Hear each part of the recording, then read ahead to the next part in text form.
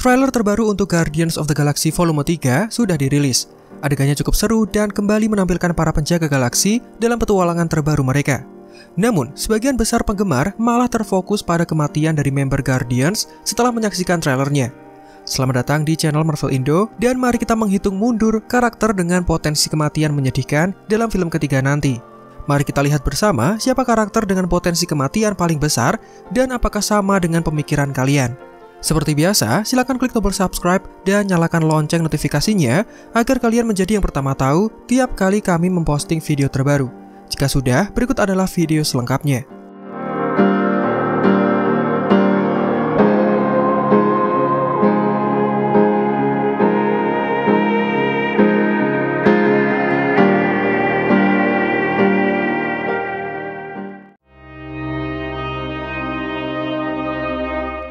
Gamora adalah karakter yang cukup malang.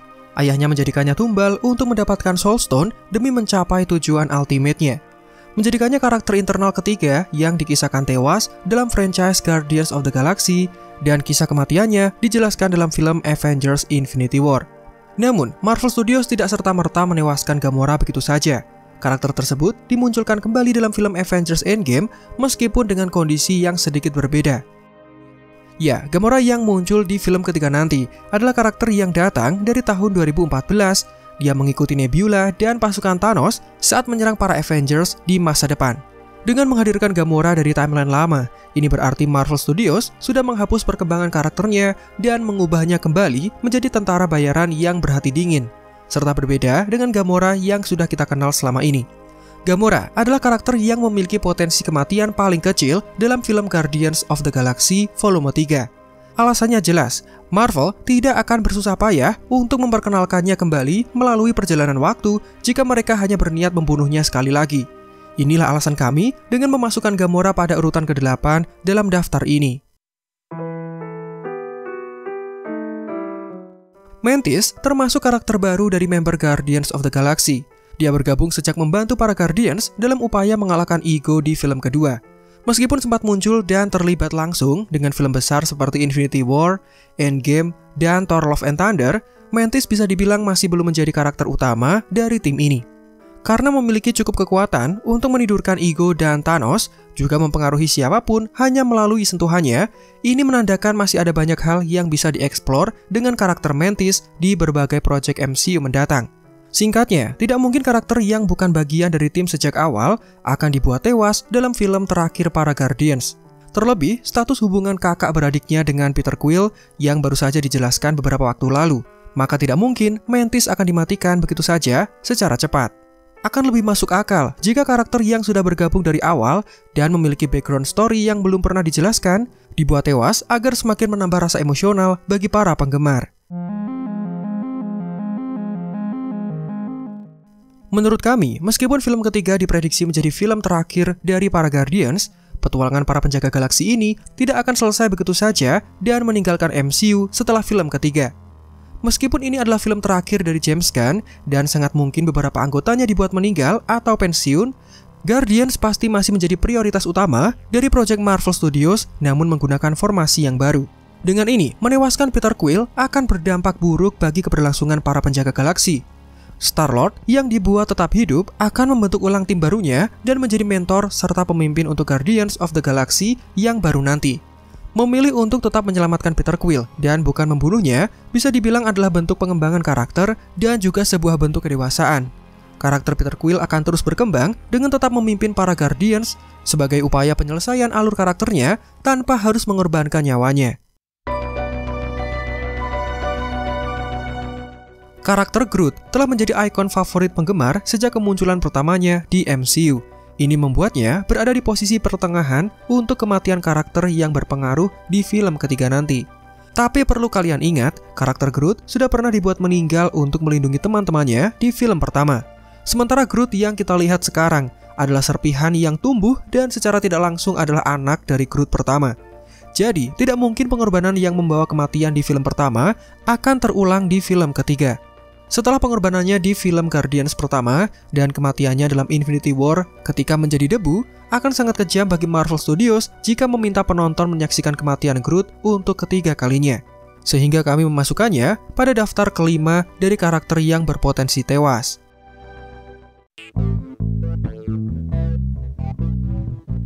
Meskipun Cracklin tidak bergabung dengan Guardians sampai dia membelot dari Revengers untuk menyelamatkan Rocket, Groot, dan Yondu, dia dengan cepat menjadi anggota tim dari para Guardians. Karakter ini belum menempuh perjalanan yang cukup panjang untuk membuatnya layak mendapatkan adegan kematian yang dramatis. Bahkan sampai saat ini, dia masih belajar bagaimana menggunakan panah ajaib yang diwarisi dari Yondu.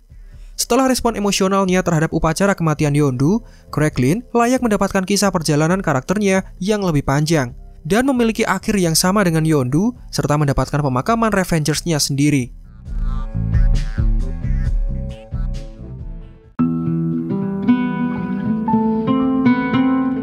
Dalam 2 film Guardians of the Galaxy yang sudah ditayangkan, Nebula berkembang dari yang semula menjadi penjahat sekunder menjadi salah satu anti-hero MCU yang paling menarik. Jika mau, Marvel bisa saja merilis serial yang mengisahkan kehidupan Nebula dari awal sampai bertemu dengan Thanos, karena karakter ini memiliki cukup banyak kisah untuk diceritakan di luar film Guardians Volume 3. Keterlibatannya bersama Avengers dalam misi time travel menjadi salah satu bukti penebusan dosanya. Dan dalam film ketiga nanti, Nebula dapat mengisi kekosongan peran dari Gamora yang absen dari tim ini. Setelah melawan ayahnya dan memilih bergabung dengan Avengers, Nebula sudah bersiap untuk serangkaian petualangan luar angkasa yang mendebarkan. Alih-alih membunuh salah satu karakter yang cukup menjanjikan, film ketiga harus menyiapkan Nebula dan Gamora yang telah direformasi dalam pencarian intergalaksi mereka sendiri hingga sampai pada PS6 nanti. Kemudian, di urutan kedua ada karakter Drax yang kemungkinan akan tewas di film ini. Menurut laporan dari IndieWire, Dave Bautista sudah pernah menjelaskan bahwa dia telah selesai memainkan sosok Drax the Destroyer setelah Guardians of the Galaxy Volume 3. Ketika produksi film ketiganya selesai, Bautista menggambarkan hari terakhir pembuatan film sebagai akhir dari perjalanan yang mengubah hidupnya. Secara tidak langsung, dia sudah mengucapkan selamat tinggal untuk peran yang sempat dimainkannya itu. Nah, mungkin sebagian dari kalian berpikir, hanya karena Bautista keluar dari MCU, bukan berarti karakternya akan mati. Tetapi jika kita melihat pola karakter Marvel, di mana ketika aktor sudah pensiun dari peran yang mereka mainkan, seperti yang terjadi dengan Tony Stark dan Steve Rogers, maka kemungkinan besar Drax akan dibuat tewas juga dengan melakukan pengorbanan terakhirnya. Selain itu, adegan ketika Mantis menangis hebat bisa saja diakibatkan dari kematian salah satu rekan terdekatnya, yaitu Drax sendiri. Kita sudah melihat bagaimana chemistry keduanya selama ini, dan tidak heran jika Mantis terlihat sangat bersedih karena kematian rekan terdekatnya itu.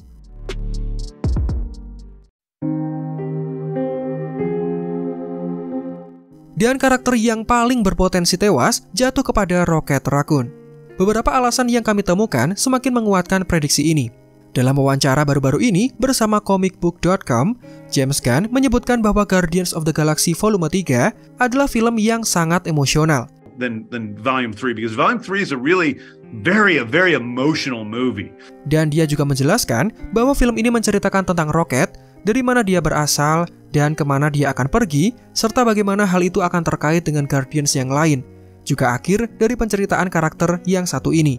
And it tells the story about, Rocket and where he came from and where he's going. And dari penjelasannya itu, kita bisa pastikan film ketiga akan berpusat di sekitar Rocket, baik kembali ke awal dari kisah karakter ini, kemudian menutupnya dengan kisah akhir dari karakternya. Bukti dari perkataan James Gunn tadi sudah dimunculkan di dalam trailer dengan adegan yang memperlihatkan ketika Rocket masih kecil dan ketika dia sedang sekarat. Penggambaran dari awal dan juga akhir dari karakternya. Dalam dialog yang menyedihkan, Rocket bahkan berkata kepada Star-Lord bahwa dia sudah selesai berlari. We'll all fly away together. Ini mengindikasikan bahwa Rocket akan mendapatkan tantangan yang luar biasa hingga dia mencapai titik di mana dia sudah siap untuk menerima takdirnya. Selain itu, kita juga bisa mencurigai adegan ketika Groot terlihat marah dan berteriak, "We are Groot."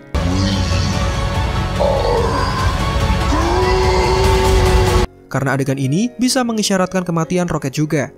Baik Rocket dan juga Groot, keduanya tidak dapat dipisahkan sejak diperkenalkan di awal film Guardians of the Galaxy dan dalam penampilan mereka di film MCU yang lainnya.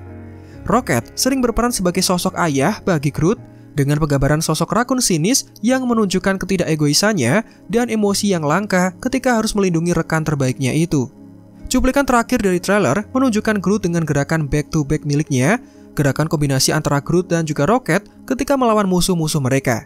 Namun di sini, posisi Star-Lord terlihat menggantikan Rocket, mengisyaratkan bahwa Rocket sudah tidak bersama dengan tim ini lagi. Oleh karena itu, dengan semua bukti yang sudah kami sebutkan, Rocket Raccoon adalah karakter yang paling berpotensi untuk dibuat tewas dalam film ketiga nanti. Nah, perlu digarisbawahi, kematian dari karakter yang sudah kami sebutkan statusnya adalah prediksi, dengan beberapa pertimbangan dan fakta-fakta yang sudah dijelaskan selama ini.